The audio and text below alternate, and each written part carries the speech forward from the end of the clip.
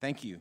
I have a few questions. I'm going to ask Mr. Miles, to your knowledge, how are we measuring success to the Merida plan? I mean, $3 billion, what specific metrics are we using with the State Department to measure progress on our investment of $3 billion?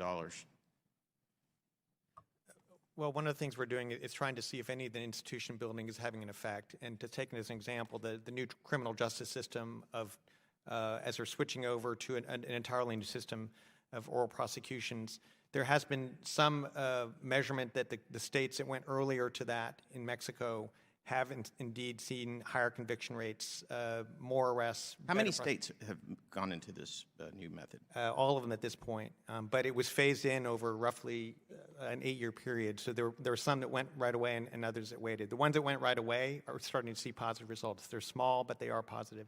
That's one metric. I think another one is just sort of the professionalization, the level of professionalization we're starting to see in the law enforcement agencies and intelligence agencies. If you talk to our officials on their counterparts, they all, to a man or woman, are testify to the professionalization of those forces that used to be very unreliable and mostly corrupt. Doesn't mean they're entirely not corrupt, but huge advances in those institutions.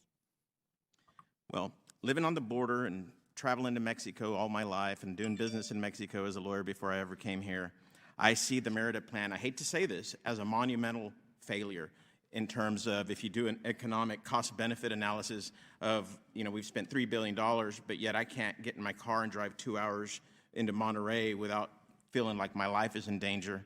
And what more can we do in terms of, and what are we doing in terms of putting pressure that we have police that are actually not corrupt and making arrests?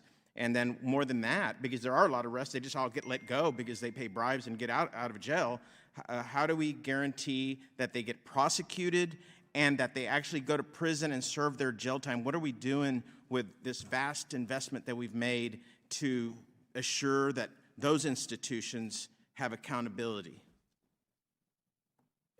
Just want to say that we need to think about this as a very complex problem. And yes, we've invested $3 billion over the last 10 years. We spend more than 10 times that every year on U.S. border security. Yeah, I know that. And so sometimes these complex problems don't go away just because you're spending billions of dollars, and they're problems that require much deeper interventions.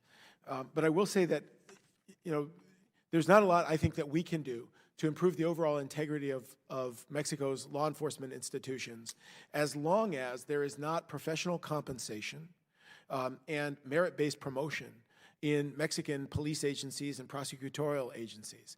The sort of flip side of punishing corrupt individuals is making sure that honest individuals are compensated properly and properly motivated and incentivized. Right. What are we doing in that respect? Well, in that regard, the Merida Initiative, I think, is absolutely key for the training component and also in helping to identify administrative regulations within police agencies and the fiscalias, the prosecutorial agencies, to help increase that professionalization. But we can only do so much. I think the Mexican government at all levels needs to be spending more on salaries and benefits and training and continued monitoring of all law enforcement personnel. I agree. So are we doing any of that with the Merida Initiative? Yes, particularly I know through USAID, through INL. What are they doing?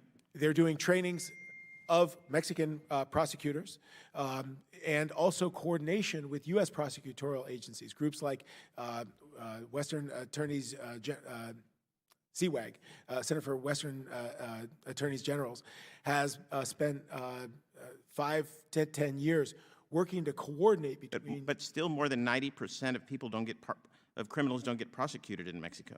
That's true in especially places where the new criminal justice system is just taking root. But as Mr. Miles mentioned, the new criminal justice reforms, which we drove very heavily through the Merida Initiative and other USAID preceding the Merida Initiative, has been instrumental in improving the integrity of the criminal justice system and criminal procedure. One example, we did a study in December and found that in states that had made progress in the criminal justice justice reforms earlier. We saw a 5% reduction in the use of torture by law enforcement agents. What states are those? In states like Chihuahua, in states like Baja California.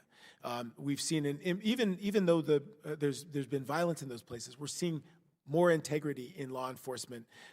We can see small but important improvements in the integrity of policing. Crime, from my point of view, seems like it's skyrocketed in Mexico. They've lost more people to violence in the last 2 years than we did in the entire war in Vietnam, soldiers in Vietnam.